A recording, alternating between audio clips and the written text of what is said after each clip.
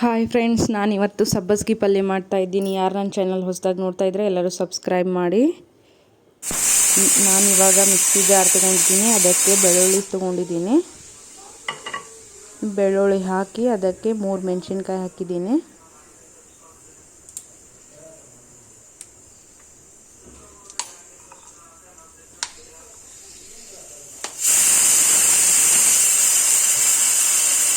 ರುಚಿಗೆ ತಕ್ಕಷ್ಟು ಉಪ್ಪು ಹಾಕಿ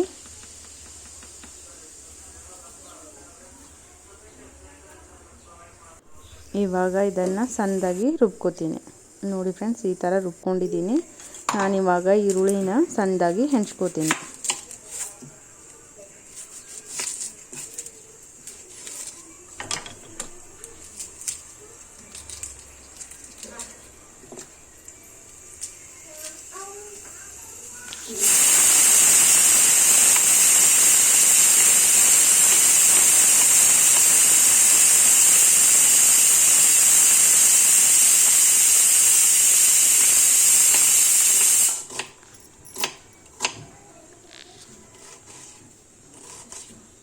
ಈರುಳ್ಳಿ ಹೆಂಚ್ಕೊಂಡಾಗಿದೆ. ನಾನಿವಾಗ ಒಂದು ಅರ್ಧ ಟೊಮೆಟೊನ ಹೆಂಚ್ಕೋತಾ ಇದ್ದೀನಿ.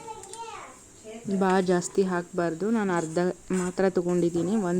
ಒಂದು ಸೂಡಿದೆ ಅದು, ಅದಕ್ಕೆ ನಾನು ಅರ್ಧ ಟೊಮೆಟೊ ತೊಗೊಂಡಿದ್ದೀನಿ.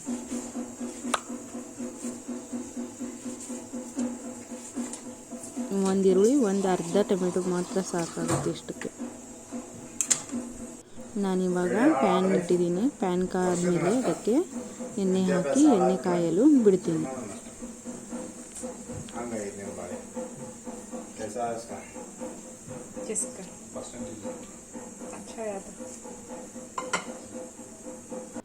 ಎಣ್ಣೆ ಇವಾಗ ಕಾದಿದೆ. ನಾನು ಹೆಂಚ್ಕೊಂಡಿರುವ ಈರುಳ್ಳಿ ಹಾಕಿ ಇದನ್ನು ಕೂಡ ಫ್ರೈ ಮಾಡ್ಕೋತೀನಿ.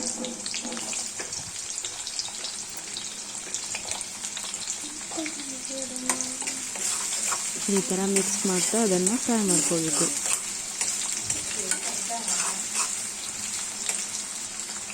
ಇದು ಈರುಳ್ಳಿ ಫ್ರೈ ಆಗಿದೆ. ನಾನಿವಾಗ ರುಬ್ಕೊಂಡಿರುವ ಹಸಿ ಮೆಣಸಿನ್ಕಾಯಿನ ಈ ಪೇಸ್ಟ್ನ ಇದಕ್ಕೆ ಹಾಕ್ತಾ ಇದ್ದೀನಿ. ಈ ಪೇಸ್ಟ್ ಕೂಡ ಹಾಕಿ ಇದನ್ನು ಚೆನ್ನಾಗಿ ಮಿಕ್ಸ್ ಮಾಡ್ತಾ ಫ್ರೈ ಮಾಡ್ಕೋಬೇಕು.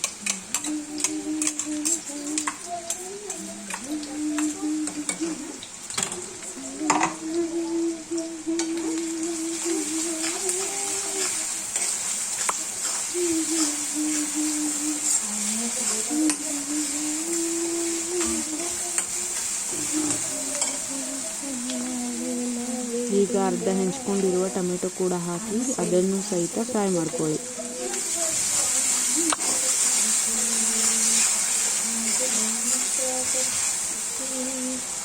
ಅರ್ಧ ಟೇಬಲ್ ಸ್ಪೂನಷ್ಟು ಅರಿಶಿನ ಪುಡಿನ ಹಾಕಿ ಇದನ್ನು ಕೂಡ ಫ್ರೈ ಮಾಡ್ಕೊಳ್ಳಿ.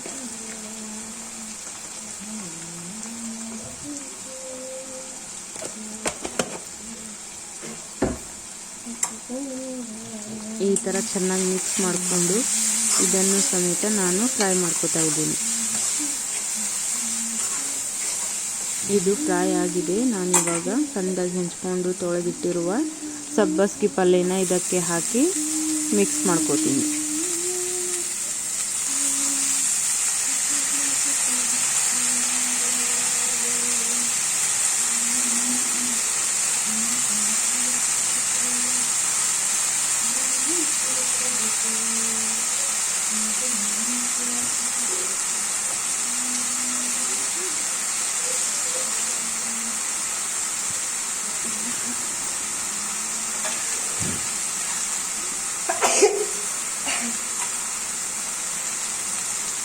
ಈ ಥರ ಹಾಕಿದಾದ್ಮೇಲೆ ಇದನ್ನು ಚೆನ್ನಾಗಿ ಮಿಕ್ಸ್ ಮಾಡ್ಕೊಳ್ಳಿ.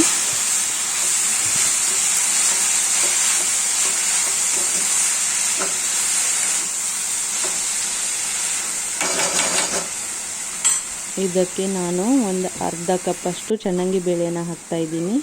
ಹಾಕಿ ಇದನ್ನು ಕೂಡ ನಾನು ಮಿಕ್ಸ್ ಮಾಡ್ಕೋತಾ ಇದ್ದೀನಿ.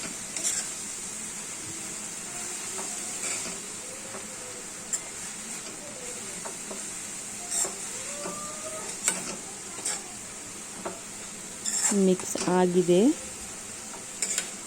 ನೋಡಿ ಫ್ರೆಂಡ್ಸ್, ಈ ಥರ ನೀರು ಬಿಡ್ತಾ ಇದೆ. ಅದಕ್ಕೆ ನಾನು ಇದಕ್ಕೆ ಸ್ವಲ್ಪ ಮಾತ್ರ ನೀರು ಹಾಕಿ ಬೇಳೆ ಬೇಯುವಷ್ಟು ನೀರು ಹಾಕ್ತಾ ಇದ್ದೀನಿ.